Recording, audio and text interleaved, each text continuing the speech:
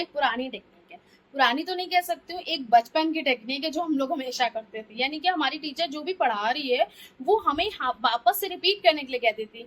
It's like what she is reading in a text और what she is reading in a blackboard, we just have to repeat in a way that the teacher goes along. Okay, so in a way, like, we have to follow this technique as in our English also, because repetition is a very effective way of managing your English communication.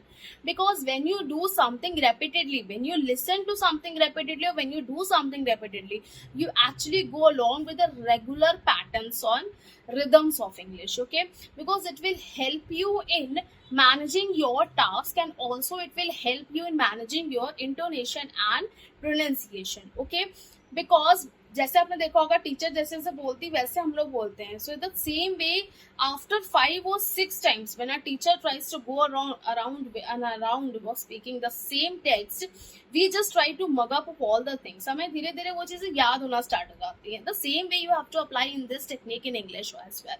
Because जितना ज्यादा repetition में task करेंगे, you will be amazed to see the results of English as well. Because English requires when you do something repeatedly, and no matter if you don't know. आपने देखा होगा बच्चे बहुत सारे बैठे रहते हैं, हम भी कभी नहीं बोले होंगे, बहुत से बच्चे बोलते हैं, but when we do something repeatedly, we tries to gain something out of it. Okay, so how you will gain the insight of English speaking? Just by the repetition technique. Try this technique, it will amaze the results, and outcome will be amazing, the unexpected results. Okay, so if you want to learn more, just follow this channel. Bye bye.